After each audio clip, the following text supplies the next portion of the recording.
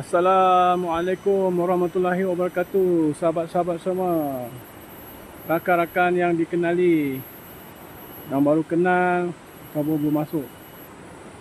Okey, aktiviti saya hari ni macam biasalah. Bila time-time cuti ni saya berkebun lah ya, untuk kesihatan, untuk sihat, untuk kontrol gula, kolesterol ya. Macam biasalah kita di kebun tanaman kantan yang saya buat kalau ikutkan dah berusia sekitar untuk sampai hari ini sekitar 2 bulan 3 minggu usia dia. Okey, kata orang tak ada video, tak ada CM. Tak ada buat video, tak ada CM. Orang tak tengok. Dan orang tak kenali kita.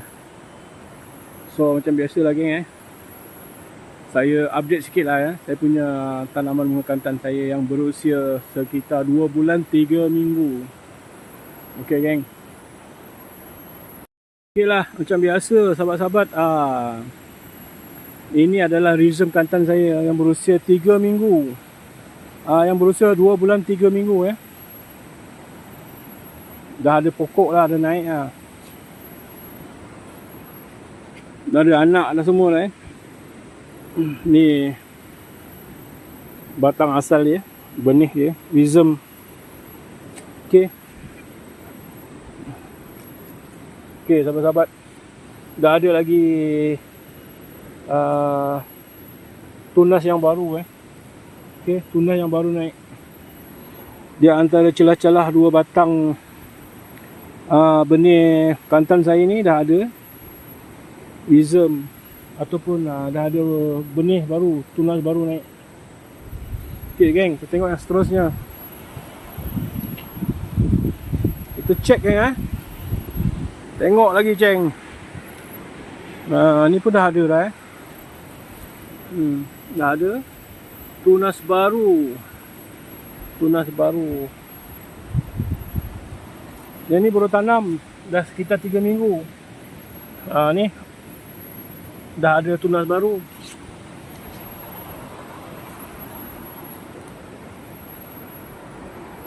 Ya. Ini pun tunas baru juga geng. Nah ni. Bukan ni lah, bukan dia punya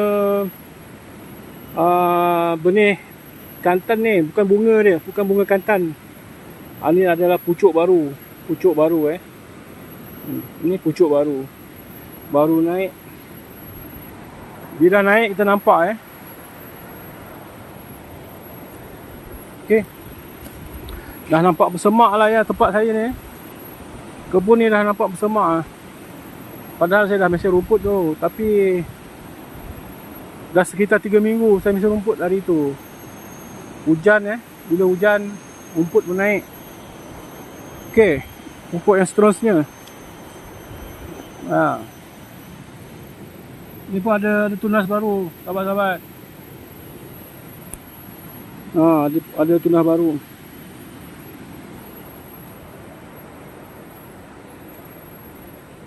Ini baru tanam sekitar 3 minggu. Okey. Tak nampak lagi dia punya tunas baru naik.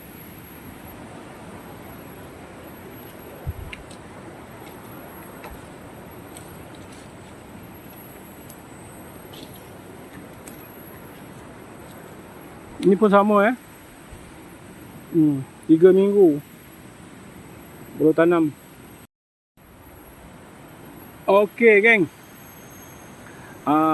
Sampai situ sajalah saya punya up to date saya pasal tanaman rhizome bunga kantan saya.